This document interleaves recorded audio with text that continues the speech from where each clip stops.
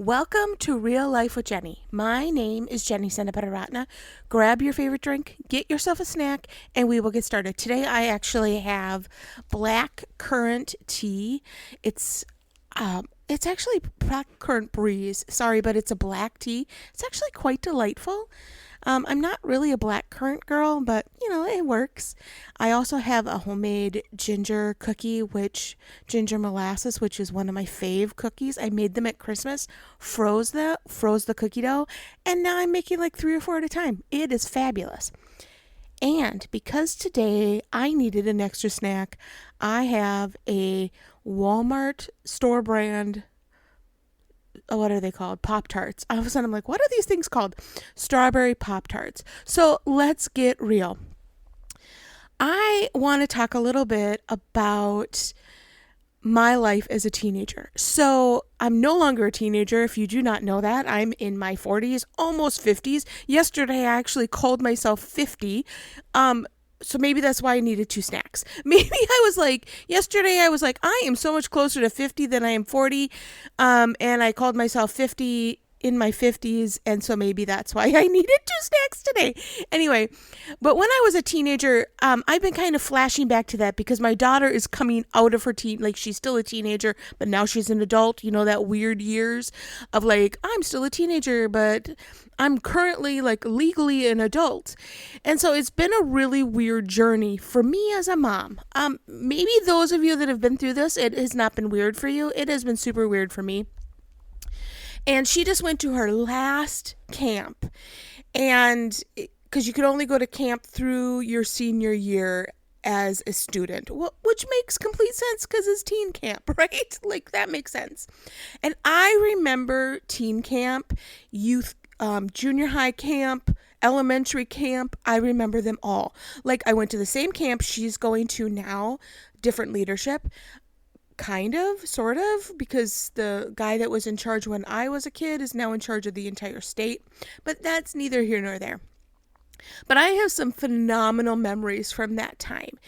There are moments in my life that would not be the same because of those camp experiences. And I'm going to share one of them with you because why not? That's where we are. And if you are seeing this on video, yes, my dog is in a cone. He just had surgery. So thank you for those who have been praying with me online for him. He's doing great, other than driving us crazy and hitting us with his cone. Now, when I was a teenager, I had a great group of friends. I really lucked out. It was not...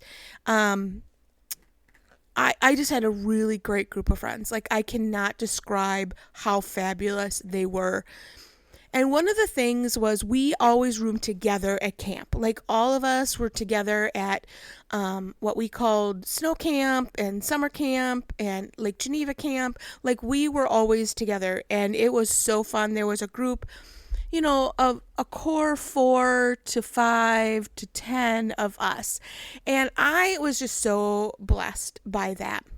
But one of the things that, when you go to camp and you go to camp for 5 days, it's not that long, but as a student, it feels like an eternity. And we stayed in these cabins that my daughters actually never stayed in, which I think is kind of a travesty, but that's fine. And they were cabins that barely had electricity. They were wooden rustic cabins is what they're called. And they were rustic. There's no bathrooms, obviously. You share a bathroom with everyone in the entire camp. Crazy. Now I'm looking back at it going, oh, I would hate that now. I would just hate that now. No air conditioning. I think there was one light, a couple electrical outlets on the side, and sometimes if you were using a blow dryer and a curling iron at the same time, it would blow up the fuse. Not that I know from experience. But 5 girls in a cabin, it kind of happens. And there were always, my favorite part of the cabins besides the girlfriends was what people would write on the walls. And so you'd kind of see what the other camps had done and who had stayed there before. A lot of times we were in the same cabin every year, which was super fun. And so I really, I would look for who was in love with who and who stayed there, what church they were from and all kinds of things. Not that I ever wrote in the cabins. Okay, I really did. I did it twice. Anyway, yes, I'm a rule breaker sometimes. It's okay, guys. Like, the grace is there. It really is okay. So sorry. But one of the things is my girlfriend hated to get up for breakfast. Like, because you would stand in line forever. They did not have the multiple line system that they have now at the same camp. Like, now I think they've got like 7 lines or something, and everybody can go through these little things and get their food. There was one line. Like, we all stood in the same line. And so that was one of the funnest things for me, is all the people you met during line and all the games and all the songs. And we'd bring cards and play cards in line because you were in line that long for breakfast, lunch, and dinner. It was just the way it was, because we were always late. Like, we were never on time. We were never the beginning of the line. Like, if you don't know me, before Kevin, my idea of going to a party or going to an event was showing up fashionably late.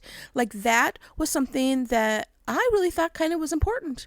Is you don't show up on time, you show up a couple minutes late. So we were always in line. And my girlfriend was like, I do not want to go to breakfast. And I was like, okay, well, I like to eat. That's important to me. Now, I never eat breakfast at home. Like, let's be completely real. I never got up in time at home to eat breakfast before school, let alone get to school on time. Like, those two things did not happen in my life. So that at camp, I was like, I need breakfast, was kind of ridiculous, to be honest with you. I think it was just the idea that someone had made food for me and I didn't want to give it up. Like, because breakfast was, they had like little packs of cereal. And even to this day, when I see those little packs of cereal, the nostalgia just overwhelms me. Like, I just get like, wow, those are so fun. They're not that fun, but they just make me joyful whenever I see them. And then they'd have like a hot option. They'd have orange juice. They'd have milk. Like, I was just blown away by all the opportunities. And so when my girlfriend was like, we're not going to go down to breakfast, I was like, what are you going to do? Like, this is a horrible idea. And so for the first time in my life, I think it was probably junior high camp. I think it was pretty junior high camp, because we had become friends at that point. We became friends around 5th or 6th grade. And by 7th and 8th grade, we were inseparable. Like, it was just, we did everything together. And so this whole group, and she brought a toaster. Now, I now think back and go, how did they allow us to have a toaster and not have scissors? Like, you know, because they take all the stuff away from you that is like bad for you, I guess. I don't know. And so they took away our scissors that year, I remember, but they let us keep the toaster, which I thought was a little odd. But, you know, now even as an adult, I'm like, that's a little odd. But okay, here we are. And she brought something that I had never tried in my life. I had seen from afar when I was grocery shopping with my mom, but I had never tried them. And that was the strawberry Pop-Tarts. Now, I remember thinking, what are these weird little things in a silver container? Like, these do not look like they should be breakfast food. And she let me try one. I actually tried it untoasted, and I have never toasted one since. Because she was like, I'll have half, you have half. And I was like, okay, that seems fair. What does that mean? Like, I had no idea. And I honestly it was life-changing. Like, not life-changing. Okay. That camp was life-changing. I'm so sorry. I'm kind of coming down with a cold, so I apologize for the little bit of coughing and stuff that's happening. Anyway, I just was like, this is mind-blowing to me. Like, that there is this delicious little food inside of a packet. Like, how is this even happening? And she'd put her in her toaster and it'd come out and it'd be all gooey and warm. I've never done that. And in fact, I have never in my entire life tried another Pop-Tart other than this strawberry Pop-Tart, because I was so hungry that morning. And it just kind of a couple days ago, I went in to my, a snack drawer, We have a whole cabinet of snacks, because that's where we are in life. We are rich enough to have snacks.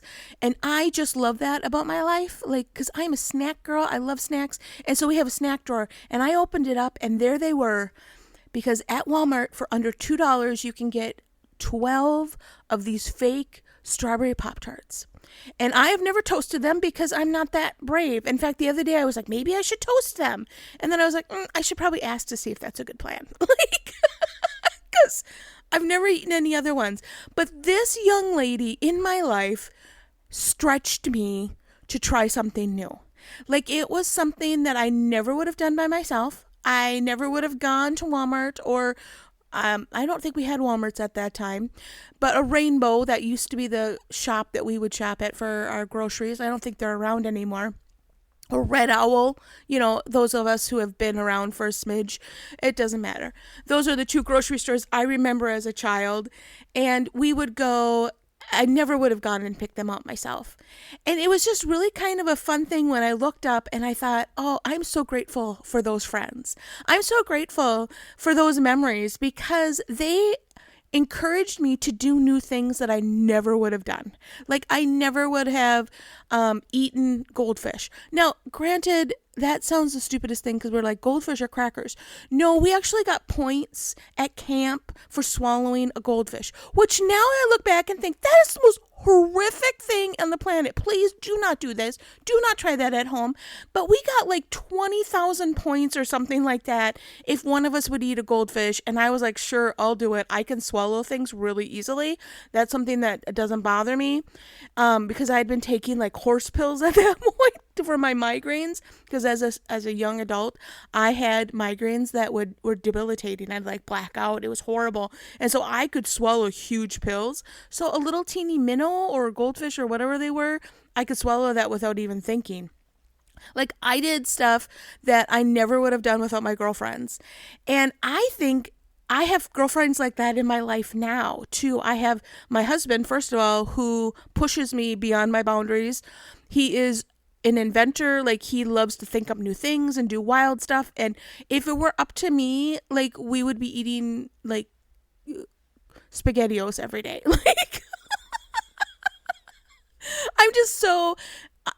I like to do new things. I like to be brave, but I just don't think of them. I don't have that kind of capability to think of new things.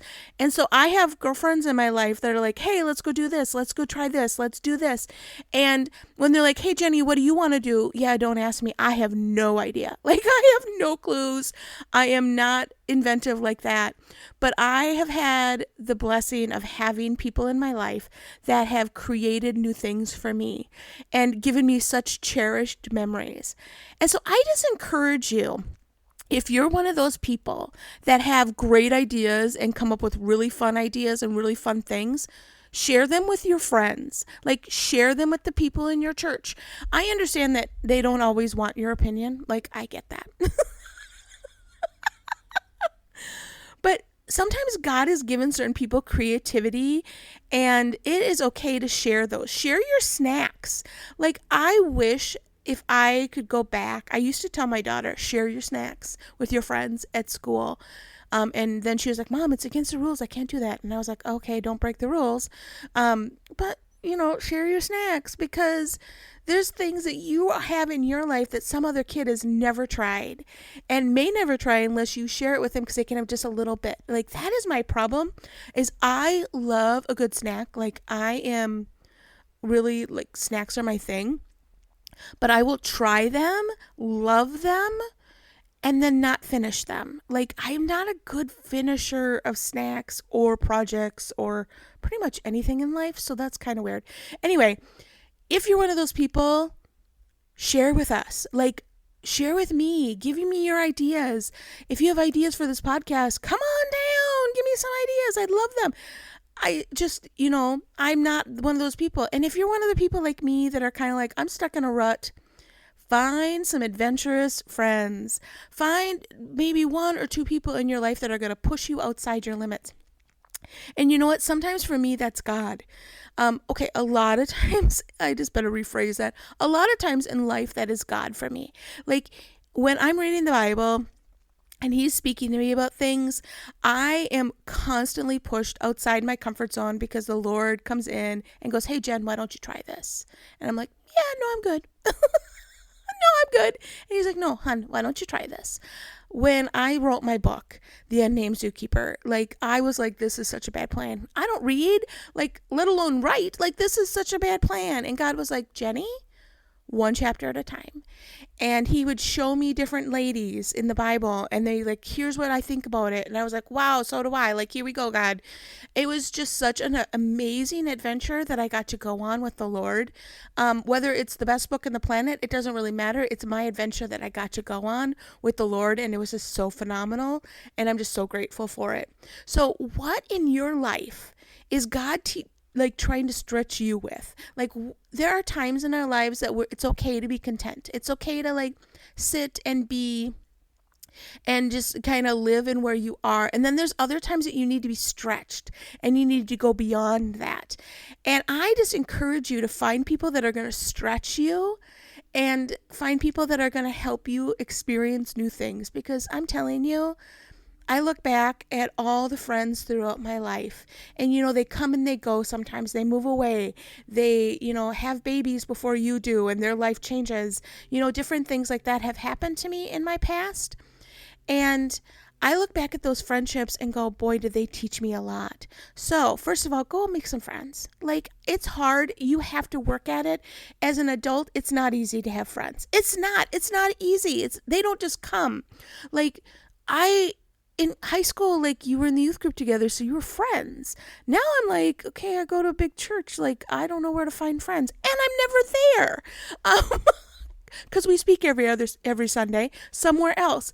Like, it's hard. It's hard to find a friend, but you have to work at it, and you have to invest in people, and you have to be willing to make mistakes and go with people that you're like, "Oh wow, that is not a good fit for me. I think we would kind of drive each other crazy." Like, go out and experience friendship, and also ask the Lord to help you be creative in something new that he wants you to do. Well, that is all I have for you this week. You can find me on Facebook and Instagram at Real Life with Jenny. You can also support this podcast and the snacks that we have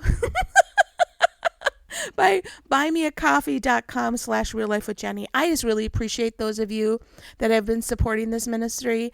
It just means a ton to me. You can also find me at christconnection.cc/Jenny. All of my info is there. I ask you, as I close this up, we are in the middle of our summer of miracles, which means we are looking for God to do miracles in our lives, and financially, emotionally, and spiritually. We just have so many things that we need God to step in and touch. And so I just ask you to pray for our ministry and our family as we're walking through this. But also, I pray for miracles in your life. And maybe for you, a friendship that is true, that would be stretching, that would be fun, that would be creative, would be a miracle. And so I'm going to pray that with you. Just reach out and let me know that that's something that you're looking for. All right, guys, I just hope that friendship is something that encourages you, loves you, and that your friendship with Jesus is something that's even more special than any friendship you can have here on the earth. You all have a great week.